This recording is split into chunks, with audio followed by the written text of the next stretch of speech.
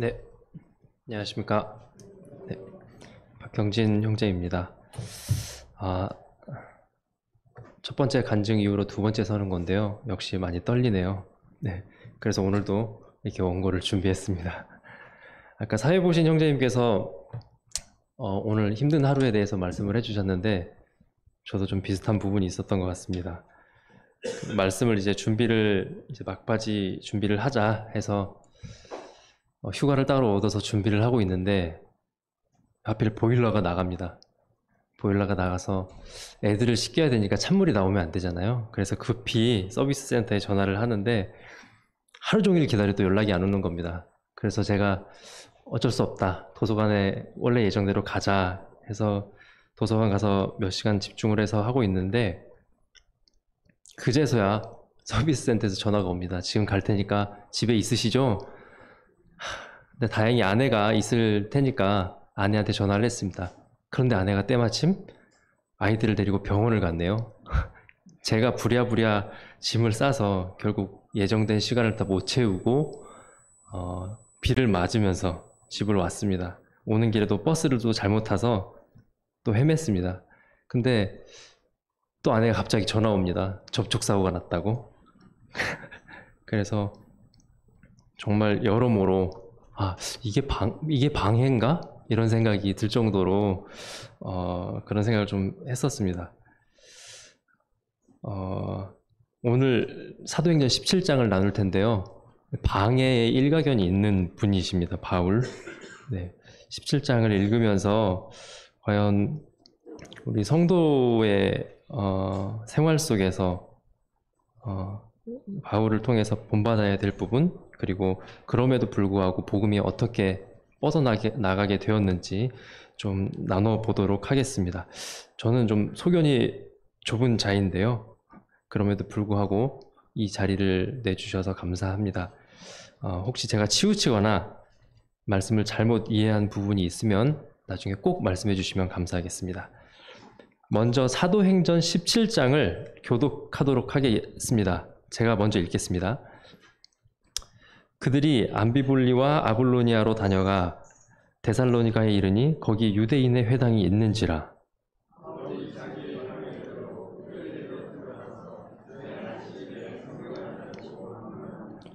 뜻을 풀어 그리스도가 해를 받고 죽은 자 가운데서 다시 살아나야 할 것을 증언하고 이르되 내가 너희에게 전하는 이 예수가 곧 그리스도라 하니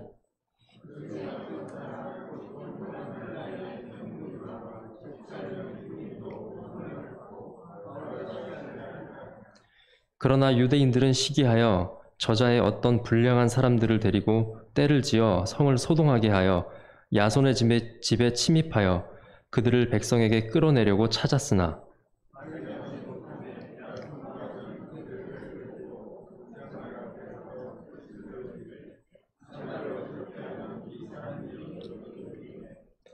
야손이 그들을 맞아 들였도다. 이 사람들이 다 가이사의 명을 거역하여 말하되 다른 임금 곧 예수라 하는 이가 있다 하더이다 하니 야손과 그 나머지 사람들에게 보석금을 받고 놓아주니라.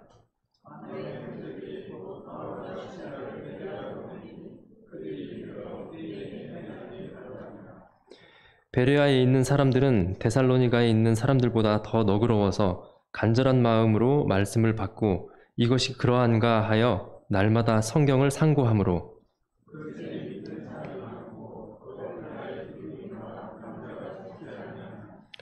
데살로니가에 있는 유대인들은 바울이 하나님의 말씀을 베레아에서도 전하는 줄 알고 거기도 가서 무리를 움직여 소동하게 하거늘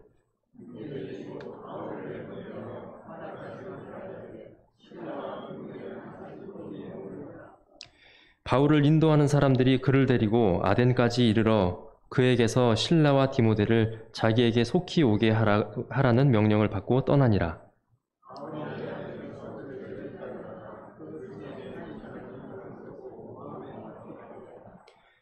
회당에서는 유대인과 경건한 사람들과 또 장터에서는 날마다 만나는 사람들과 변론하니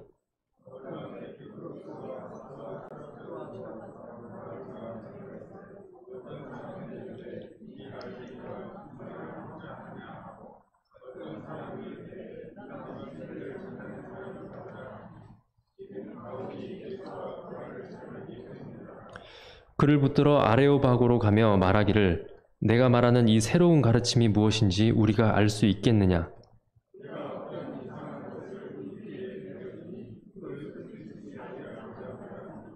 모든 아덴 사람과 거기서 나그네 된 외국인들이 가장 새로운 것을 말하고 듣는 것 외에는 달리 시간을 쓰지 않음이더라.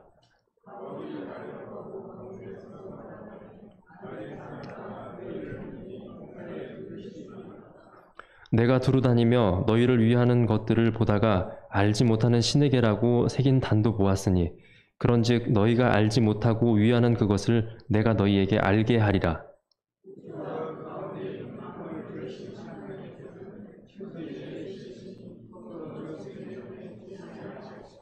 또 무엇이 부족한 것처럼 사람의 손으로 섬김을 받으시는 것이 아니니 이는 만민에게 생명과 호흡과 만물을 친히 주시는 이심이라.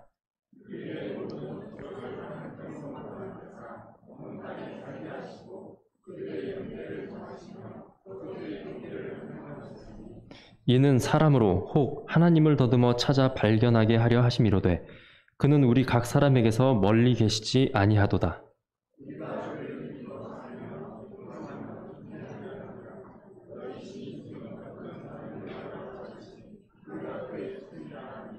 이와 같이 하나님의 소생이 되었은즉 하나님을 금이나 은이나 돌에다 사람의 기술과 고안으로 새긴 것들과 같이 여길 것이 아니니라.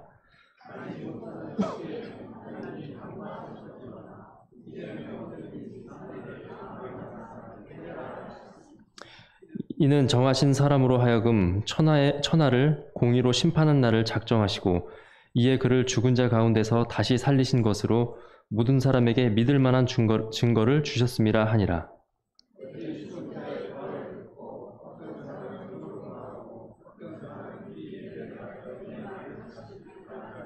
이에 바울이 그들을 가운데서 떠나매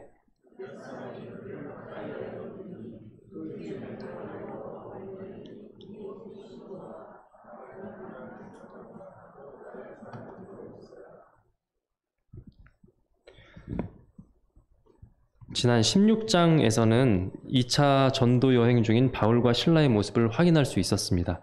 더베와 루스드라를 거쳐 빌립보에 이르는 동안 루디아 가정을 만났고 투옥되었다가 하나님의 인도하심으로 풀려나 간수들에게까지 복음을 전했습니다.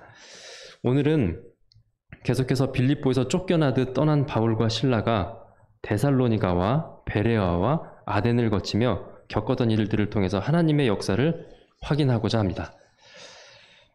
먼저 1절부터 살펴보도록 하겠습니다.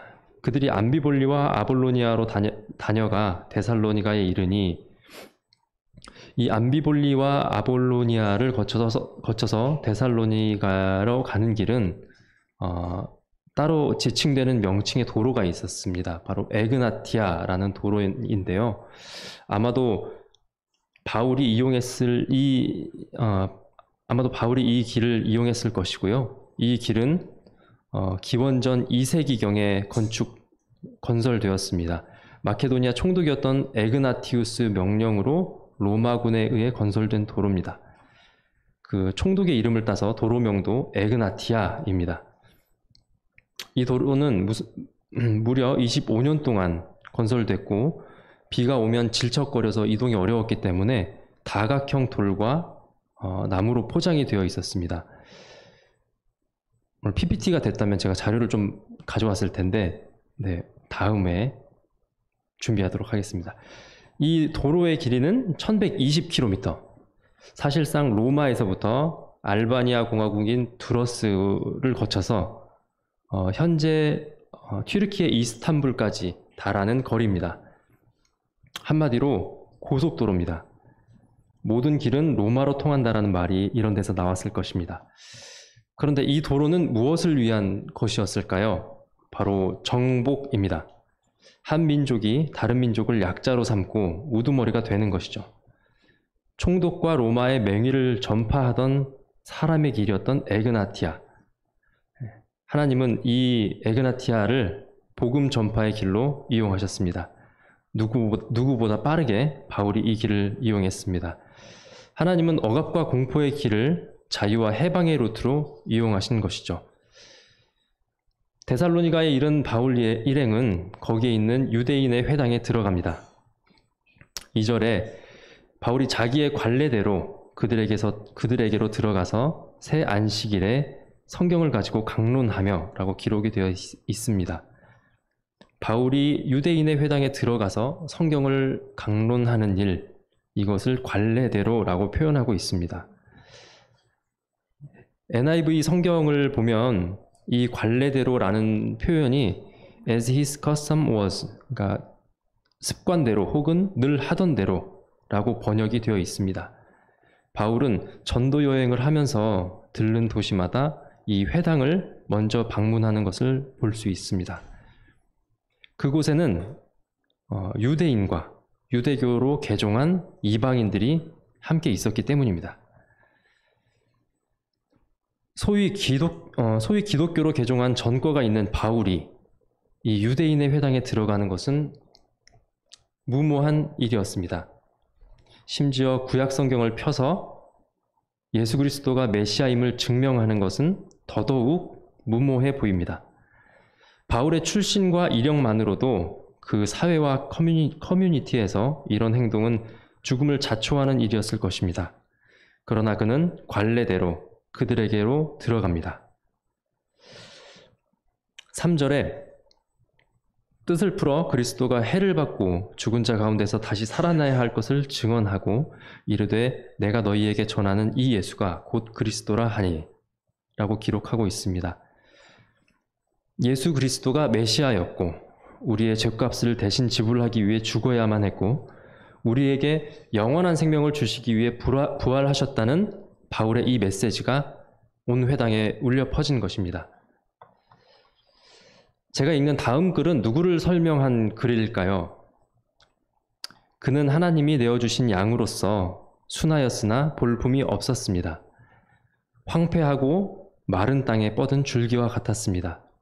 많은 사람들이 나사렛에 무슨 선한 것이 날 수 있겠냐고 말했던 것처럼 그는 비천한 출생이었고 흠모할 만한 아름다운 것도 풍채도 갖추지 못했습니다.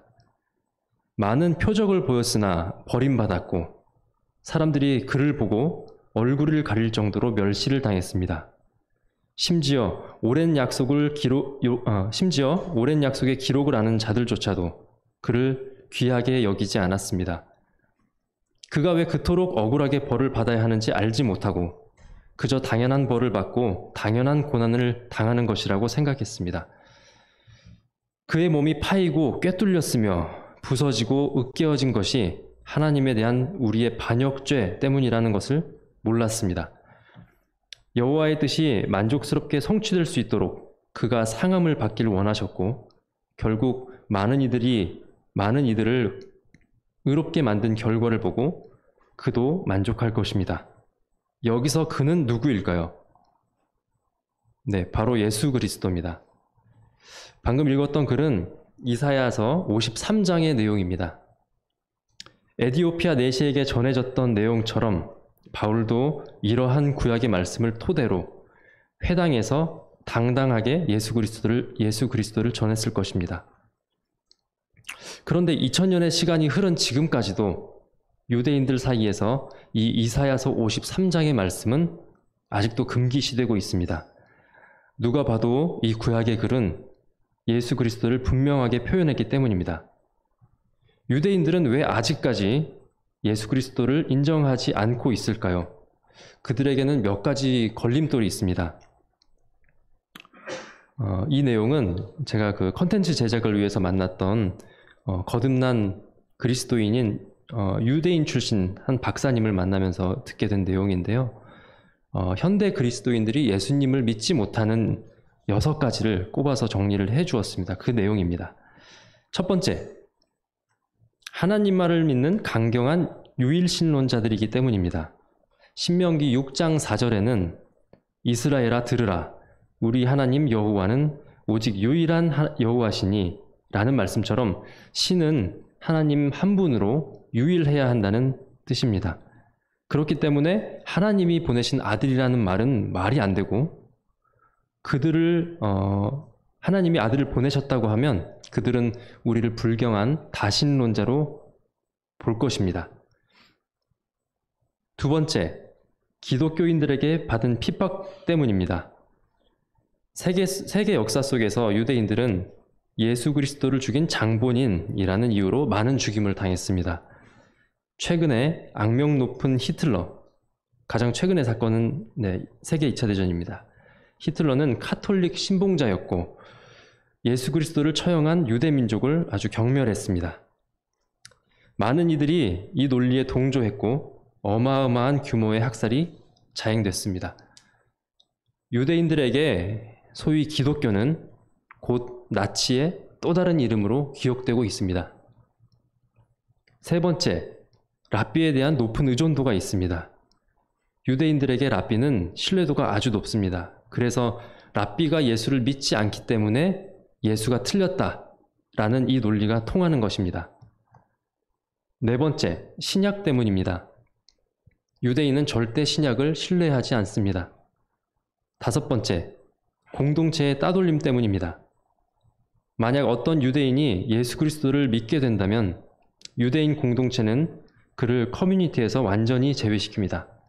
사회적인 사형을 가하는 것이죠. 마지막으로 여섯 번째, 사람이 하나님일 수 없다는 것입니다. 하나님의 아들이 곧 예수 그리스도이고 그가 곧 하나님이라는 것을 받아들일 수 없는 것입니다. 이것을 두고 바울은 로마서 10장 2절에 그들이 하나님께 열심히 있으나 올바른 지식을 따른 것이 아니니라 라고 분명하게 말했습니다. 제가 만났던 이 거듭난 유대인 출신 이 박사분의 말을 따르면 그분은 자신은 이스라엘로 돌아갈 생각조차 하지 않고 있고 돌아갈 수 있다고 한다 하더라도 이스라엘 정부는 그를 유대인으로 결코 인정하지 않을 것이라고 말했습니다. 이것은 사도행전 당시의 이야기가 아닙니다. 현재까지도 유효한 이야기입니다. 다시 본론으로 돌아가겠습니다. 4절입니다. 그 중에 어떤 사람, 곧 경건한 헬라인의 큰 무리와 적지 않은 귀부인도 고난을 받고 바울과 실라를 따르나 회당에는 유대교로 개종한 이방인들도 함께 있었습니다. 할례가 의무사항이 아니었고 유대 사회에 속하진 않았지만 유일하신 하나님을 믿고 율법에 따라 살기로 결심한 사람들이었습니다. 험난한 장거리 여행 중인 바울이 옷을 갖춰 입을 상황조차 되지 않았을 텐데도 이 경건한 헬라인들과 귀부인들은 바울의 말에 귀를 기울입니다. 사람은 겉모습을 봅니다. 눈에 보이는 조건들을 종합해서 사람의 신뢰도를 따지죠. 1초도 안 걸립니다. 그런데 그날의 데살로니가 사람들은 이 남루한 복음 전파자의 말을 신뢰합니다. 이후 바울은 데살로니가 전서를 통해 그들을 칭찬합니다. 데살로니가 전서 2장 13절에 보면 또한 우리가 하나님께 끊임없이 감사드리는 것은 여러분이 우리에게서 들은 하나님의 말씀을 받을 때 사람의 말로 받지 않고 실제 하나님의 말씀으로 받아들였기 때문입니다. 이렇게 기록하고 있습니다. 복음에 대해 사람의 말로 받아들이는 사람과 하나님의 말씀으로 받아들이는 사람은 그 태도에서 확연한 차이가 납니다. 5절부터 7절까지의 내용입니다. 그러나 유대인들은 시기하여 저자의 어떤 불량한 사람들을 데리고 떼를 지어 성을 소동하게 하여 야손의 집에 침입하여 그들을 백성에게 끌어내려고 찾았으나 뒤쫓아왔던 유대인들이 이 야손의 집에 있는 바울과 바울 일행들을 찾으려고 무던히 애를 쓰고 있습니다. 7절에 그들은 이렇게 말을 합니다. 야손이 그들을 맞아들였도다.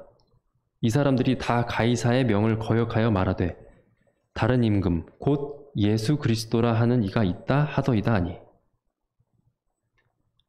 유대인들은 어떤 부분 때문에 바울을 시기했던 것일까요? 이 데살로니가는 부유한 곳이었습니다. 사람들의 생활이 다른 곳보다 훨씬 윤택했습니다.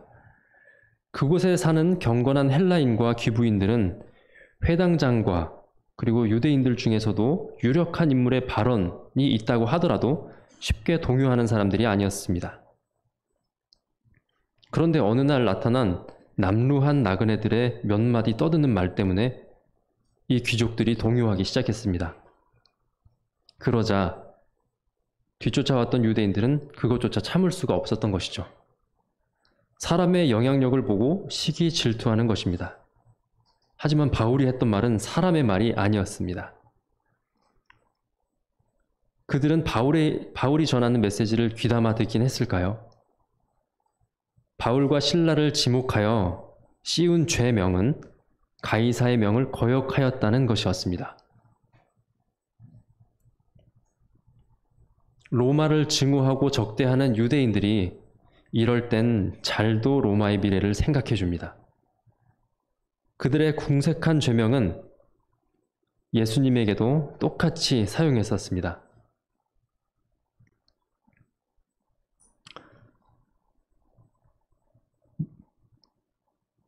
8절부터 9절까지 내용입니다. 무리와 읍장들이 이 말을 듣고 소동하여 야손과 그 나머지 사람들에게 보석금을 받고 놓아주니라. 혐의를 씌웠던 바울과 실라를 찾을 수 없었기 때문에 법적으로 유죄가 성사될 수 없었습니다.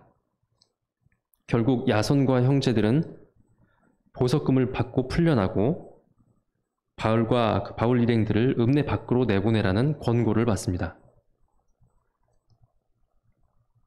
야손은 어떤 사람이었을까요? 이 야손은 데살로니가에서 바울이 전한 복음을 접했던 사람입니다. 그리고 복음을 전하는 자들을 보살필 줄 아는 사람이었습니다. 자신에게 혹여나 닥쳐올 어려움에 대한 계산보다는 복음을 먼저 생각한 것입니다. 그의 이 선택으로 그의 이름이 성경에 기록되었습니다. 이후에 바울은 데살로니가에 편지를 써서 그리움을 표현하기도 합니다. 데살로니가 전서 2장에 보면 우리가 이와 같이 너희를 사모하여 하나님의 복음뿐 아니라 우리의 목숨까지도 너희에게 주기를 기뻐함은 너희가 우리의 사랑하는 자됨이니라. 그러므로 우리는 여러분에게 가고자 했고 특히나 바울은 여러 번 가려고 했습니다. 그러나 사탄이 우리를 막았습니다. 라고 그리움을 표현하기도 합니다. 이뿐만이 아니라 로마서 16장에는 안부를 묻는 소식을 전하는데 그 명단에 야손의 이름이 포함되어 있습니다.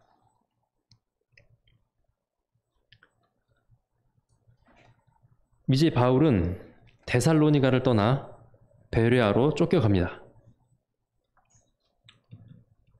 10절에 밤에 형제들이 곧 바울과 실라를 베레아로 보내니 그들이 이르러 유대인의 회당에 들어가니라.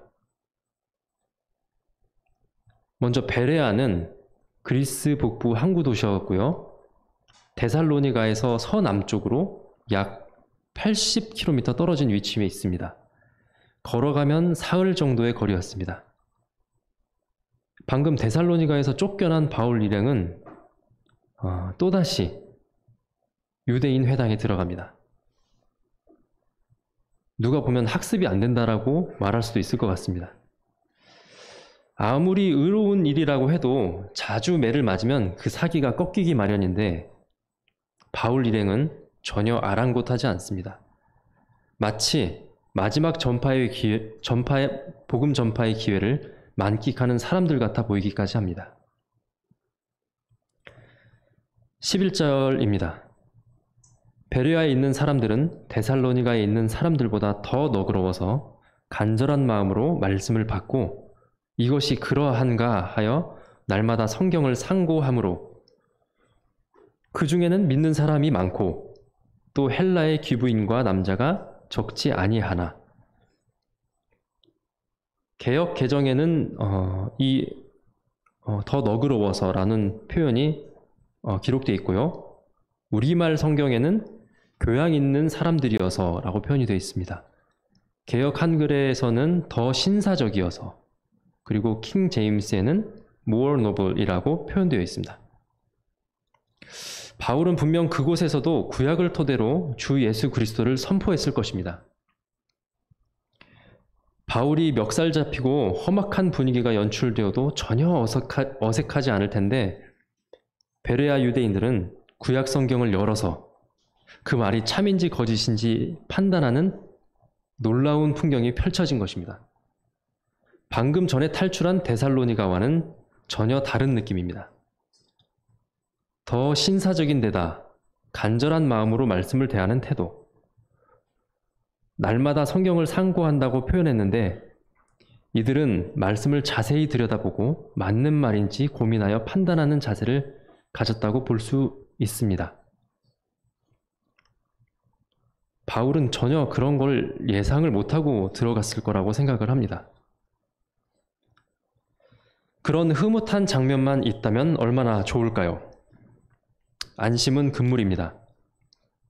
곧 데살로니가에 있는 유대인들이 또다시 찾아옵니다.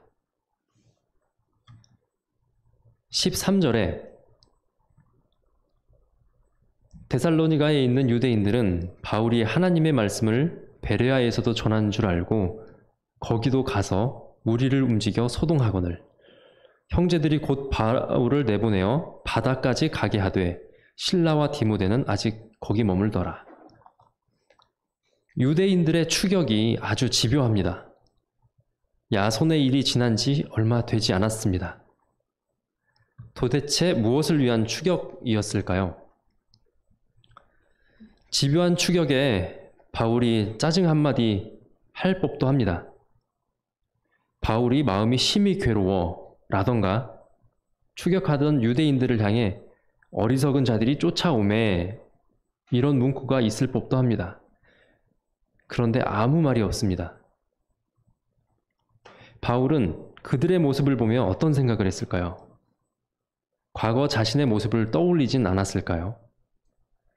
은혜에 사로잡힌 사람은 신념에 사로잡혀 덤벼드는 사람과 마주했을 때 어떤 모습을 보여줄 수 있을까요? 저는 바로 온화함이라고 생각합니다. 진리는 전혀 절대 변하지 않기 때문에 상대의 억지에도 너그러울 수 있다고 생각합니다. 바울이 그랬던 것 같습니다. 15절입니다. 바울을 인도하는 사람들이 그를 데리고 아덴까지 이르러 그에게서 실라와 디모데를 자기에게 속히 오게 하라는 명령을 받고 떠나니라. 결국 또다시 바울은 베레아를 떠나 아테네로 향합니다. 성숙한 그리스도인의 모습을 바울을 인도했던 베레아 성도들을 통해서 확인할 수 있습니다. 베레아에서 아덴까지의 거리는 320km, 서대문교회에서 부산까지의 거리 정도 됩니다. 다만 배를 타야 하고 그리고 그렇게 며칠을 소비해야 합니다. 심지어 누군가에게 쫓기는 상황입니다. 그러나 베레아 성도들은 그 동행을 마다하지 않습니다. 전 이 부분을 읽으면서 교회를 찾은 복음 전도자들을 대하는 제 행동을 잠시 떠올려 보았습니다. 성도 집회나 복음 집회가 끝나면 몇몇 성도님들이 강사 형제님을 환대하면서 대화를 나눈 모습을 볼 수 있는데요. 저는 그 모습을 항상 멀리서 지켜보고 있다가 예배당을 빠져나가곤 합니다. 언제든지 다시 만날 수 있는 사람이라고 생각하는 것이죠. 저에게는 딱 화자와 청자와의 관계로 받아들이고 있는 것 같습니다. 그런데 전도자뿐만 아니라 우리 같은 성도도 하나의 목표를 가지고 살아가는 교회의 지체입니다. 나와 당신이 아무 상관없는 관계가 아니라 각자 위치에서 한 마음으로 하나의 복음을 전하는 사람이라는 동질감이 느껴지면 좋겠다는 생각이 들었습니다. 대단한 인사를 준비하는 것이 아니라 수고해 주셔서 고맙습니다 라는 말로 인사를 나눠보려고 합니다. 먼 길을 떠나는 복음 전도자들에게 작은 위로가 되었으면 좋겠습니다.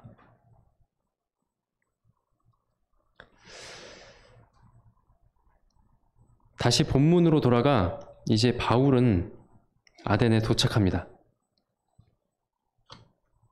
16절입니다. 바울이 아덴에서 그들을 기다리다가 그 성에 우상이 가득한 것을 보고 마음에 격분하여, 이 아테네는 당대의 예술과 문화와 지성의 도시였습니다. 그러나 모순적이게도 우상의 도시이기도 했습니다. 아테네에 들어서면 보이는 파르테논 신전과 아크로폴리스가 그것을 설명하기에 충분합니다. 아테네 어느 위치에서도 확인할 수 있는 높은 언덕에 이 파르테논 신전이 있었고, 그곳에서 아테나 여신을 모시고 있었습니다. 아크로폴리스 아래에 있는 마을에서는 고개만 들어 올리면 그 전지전능한 아테나 여신의 웅장함을 확인할 수 있는 것이죠. 적들의 침입이 발생하면 그 구릉 위로 올라가서 시민들이 피할 수도 있었기 때문에 전쟁의 신 아테나를 모시는 파르테논은 시민들의 피난처이기도 합니다. 실라와 디모데를 기다리던 바울의 눈에 바로 그 모습이 들어왔던 것이죠. 17절, 18절입니다. 회당에서는 유대인과 경건한 사람들과 또 장터에서는 날마다 만나는 사람들과 변론하니 어떤 에피쿠로스와 스토아 철학자들도 바울과 쟁론할세. 어떤 사람은 이르되 이 말쟁이가 무슨 말을 하고자 하느냐 하고, 어떤 사람은 이르되 이방 신들을 전하는 사람인가 보다 하니, 이는 바울이 예수와 부활을 전하기 때문이러라. 먼저 바울은 역시나 이번에도 회당에서 유대인과 경건한 사람들을 상대합니다. 많이 알고 계실 텐데 이 아고라 광장 같은 곳에서 다수의 사람들에게 복음을 전했습니다. 그러다 철학자들과 대면하게 되는데, 이 철학자들의 이름이 세계사 그리고 윤리교과서에서 자주 마주쳤던 에피쿠로스 학파와 스토아 학파 사람들입니다.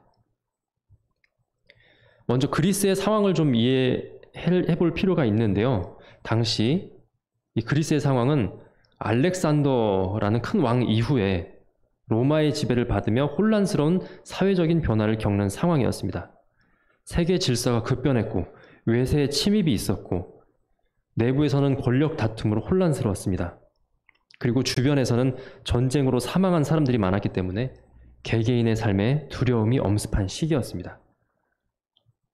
지금도 국가의 경제 상황이 어렵거나 국제 정세가 어지러울 때면 죽음의 문제를 해결하는 방법 혹은 마음의 안정을 찾는 방법과 같은 제목의 책들이나 컨텐츠가 서가에 즐비한 것처럼 당시에도 이 혼란스러운 상황 속에서 에피쿠로스 학파, 스토아 학파 철학자들은 각자의 관점으로 이러한 상황을 해석하고 평안을 안겨주려 노력했을 것입니다. 에피쿠로스 학파, 스토아 학파 모두 소크라테스 이후에 파생된 학파들입니다. 그러면은 잠깐 그들을 이해하는 차원에서 그들 학파들이 주장하는 내용을 잠깐 요약해 보겠습니다.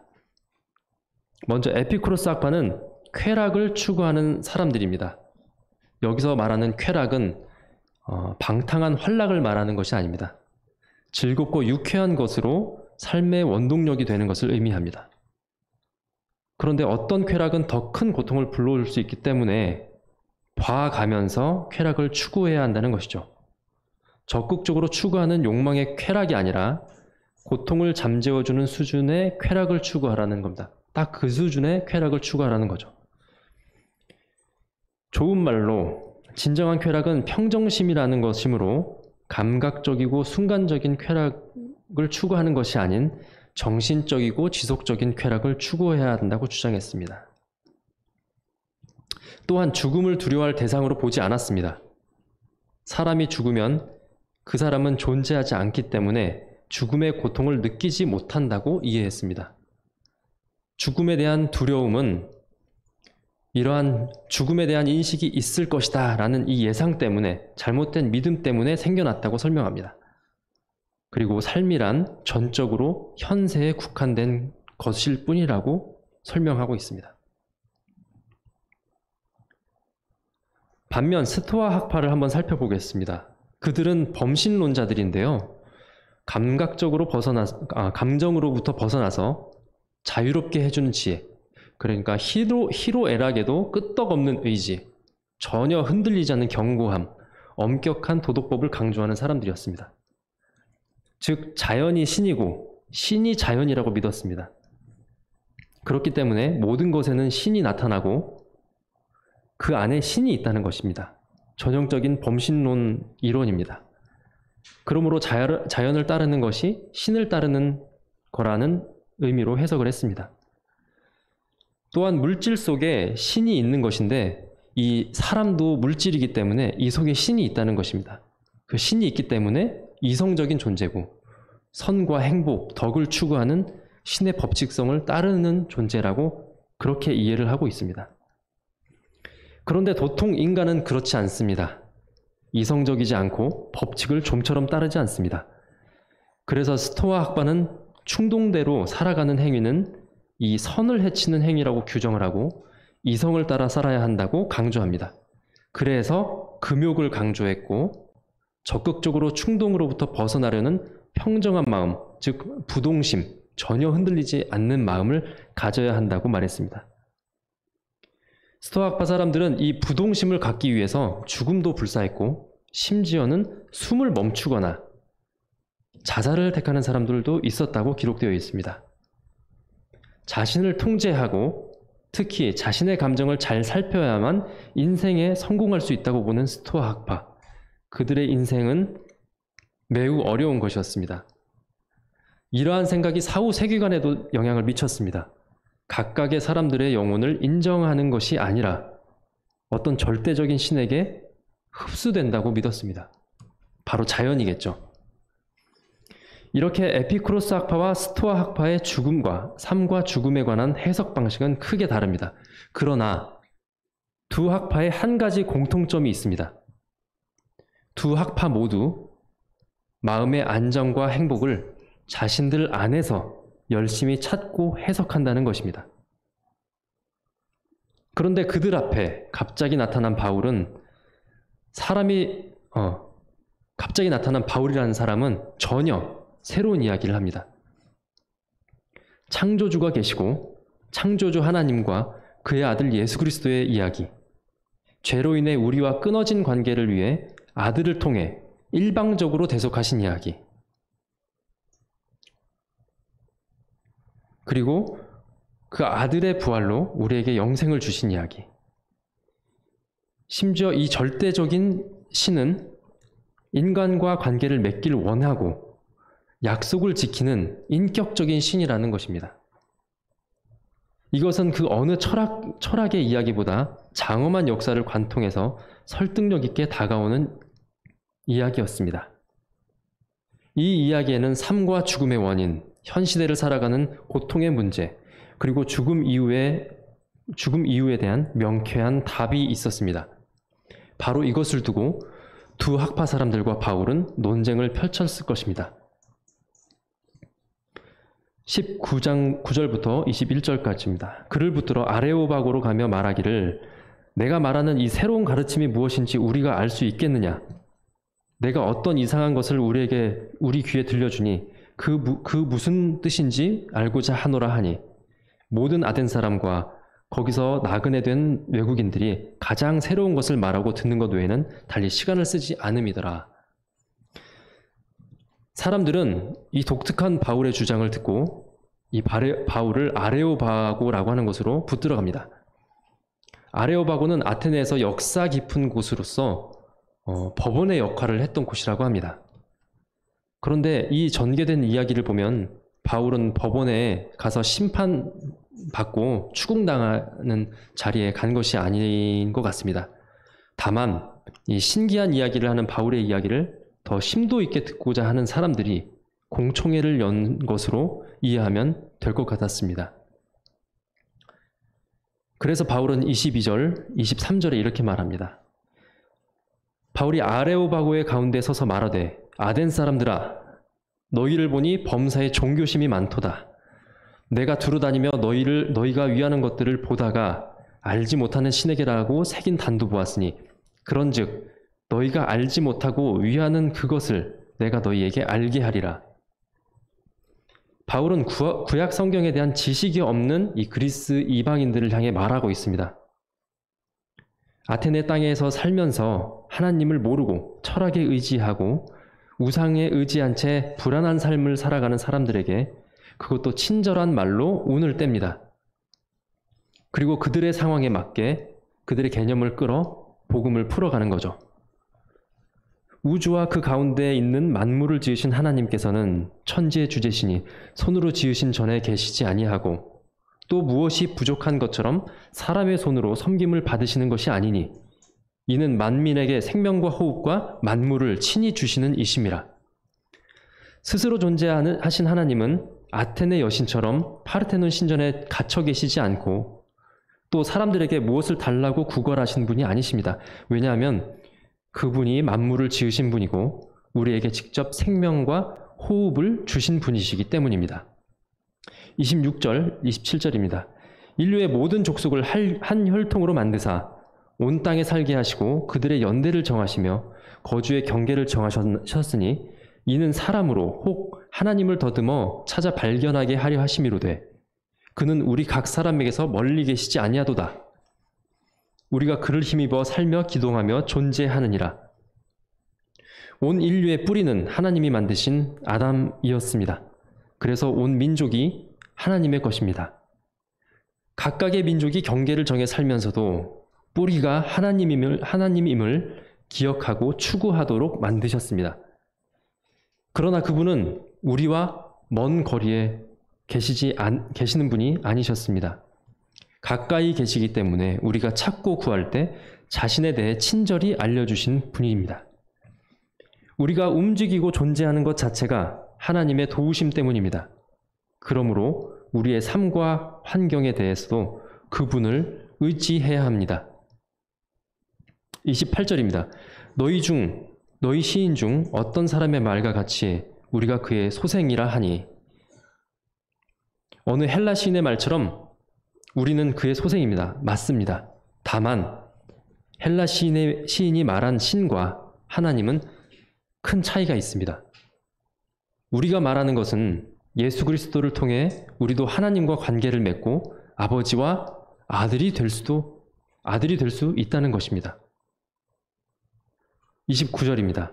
이와 같이 하나님의 소생이 되었은즉 하나님을 금이나 은이나 돌에다 사람의 기술과 고안으로 새긴 것과 같이 여길 것이 아니니라. 사람의 손으로 만들어진 우상더러 그가 우리를 만든 자라고 어찌 말할 수 있겠습니까? 그것은 모순입니다. 하나님이 인간을 만드셨기에 우리 사람 각각 한 명 한 명 모두 귀한 존재입니다. 이 전제가 없다면, 이 전제가 빠진다면 과연 무엇으로 인간이 귀한 존재라고 설명할 수 있습니까? 아무것도 인간이 귀한 존재라고 설명할 수 있는 전제가 없습니다. 30절입니다. 알지 못하던 시대는 하나님이 간과하셨거니와 이제는 어디든지 하나님에게 다 명하사 회개하라 하셨으니 하나님에 대한 반역죄를 가지고도 스스로 알지 못했던 아둔한 인류를 하나님은 긍휼의 시선으로 바라보시고 당신의 약속을 일관성 있게 지켜오셨습니다. 그리고 결국 그 약속을 예수 그리스도를 통해 성취하셨습니다. 우리가 잘나고 우리가 잘 이해해서 얻어진 결과가 아닙니다. 하나님 편에서 일방적으로 약속하시고 성취하셨고 이렇게 복음을 통해서 듣게 하신 것입니다. 이것은 복음이자 또 한편으로는 경고입니다. 이 사실을 들은 모든 인류, 어느 누구도 하나님 앞에서 나는 몰랐다 라고 결코 핑계하지 못할 것입니다. 31절입니다. 이는 정하신 사람으로 하여금 천하를 공의로 심판한 날을 작정하시고 이에 그를 죽은 자 가운데서 다시 살리신 것으로 모든 사람에게 믿을 만한 증거를 주셨음이니라 하니라. 하나님은 예수 그리스도를 부활시키셨고 이 세상을 공의로 심판할 날을 정하셨습니다. 어느 때인지는 어느 누구도 알 수 없지만 그때가 점점 다가온다는 것은 우리 모두 알고 있습니다. 분명한 것은 그때가 되면 예수 그리스도를 엄위한 심판자로 맞이한다는 것입니다. 그때가 이르기 전에 우리는 어느 편에 서는 게 맞겠습니까? 32절입니다. 그들이 죽은 자의 부활을 듣고 어떤 사람은 조롱하고 어떤 사람은 이 일에 대하여 내 말을 다시 듣겠다 하니, 저희들도 복음을 전하지만 복음을 들었을 때 볼 수 있는 사람들의 반응이 여기 다 담겨 있습니다. 누군가는 조롱하고 누군가는 내 말을 다시 듣겠다 하며 보류합니다. 그리고 누군가는 분명한 태도를 취하지 않습니다. 당시에도 그랬던 것 같습니다.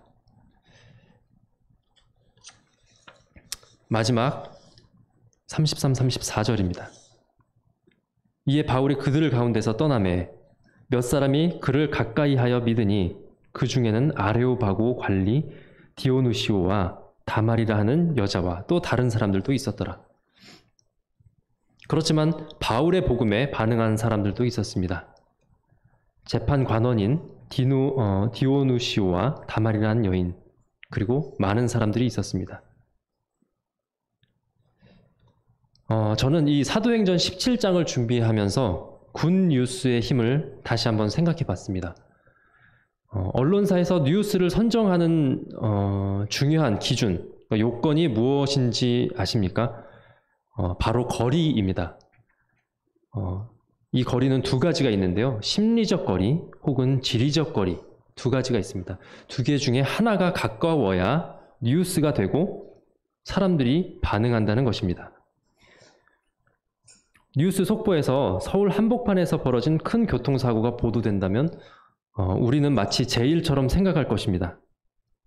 그런데 뉴스 속보에 핀란드 수도인 헬싱키 한복판에서 벌어진 대형 교통사고 뉴스가 나온다면 대한민국 국민인 어느 누구가 이 뉴스를 중요하다고 생각할까요?